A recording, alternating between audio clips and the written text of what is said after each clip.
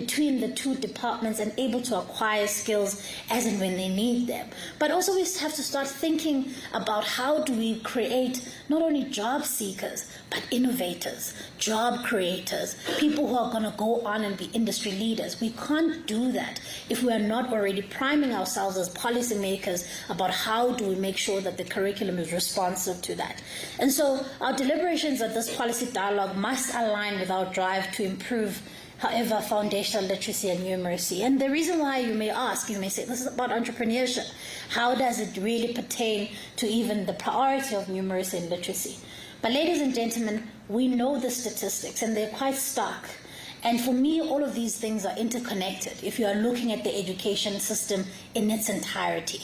It is important that while we are having these programs and these interventions, that we don't lose sight of the importance of the foundations of learning. If we don't get the foundations of learning right, these things will all not amount to the kind of returns we want to see.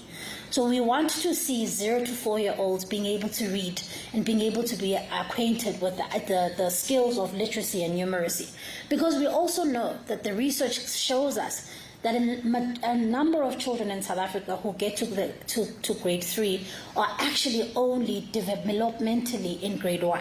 That a number of children who get to grade 4, by the time they turn the age 10, at least 8 out of 10 of them are said to not be able to read for meaning in any language. Now that's a literacy crisis. So you are sitting on your further education and training side with a skills deficit and a skills hole that you need to plug in, but also at the beginning of, at the foundations of learning, you are also sitting with a literacy crisis. So as I said, that the moment is urgent and you've got to do all of these things at once, but we have to get the foundations of learning right, because we know that when children are well, they are able to read and read for meaning.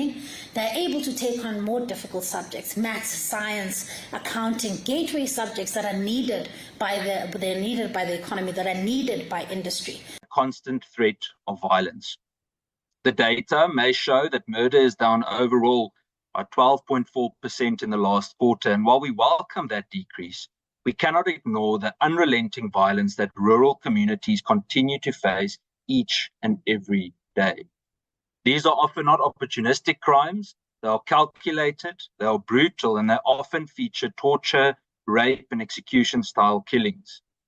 Many of these attacks are disproportionately violent, leaving their victims mutilated or tortured.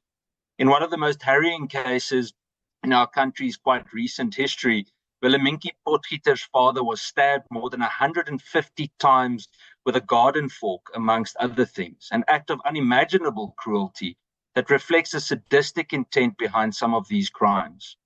I've personally spent time with survivors who were raped during attacks after being shot, and one elderly woman near Fochville had electric drill holes bored through her feet as a form of torture, and the list goes on.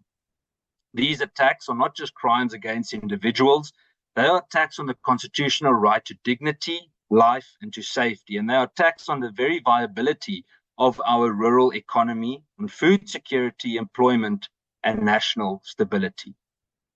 Honourable members, the criminal justice response to rural crime has for far too long been fragmented and reactive. The rural safety strategy adopted with much fanfare remains inconsistently implemented and underfunded and without clear accountability. Crime intelligence in rural areas is scarce to non-existent. Rural police stations remain understaffed, under-resourced, and overwhelmed. And a recent SAT strategic briefing highlighted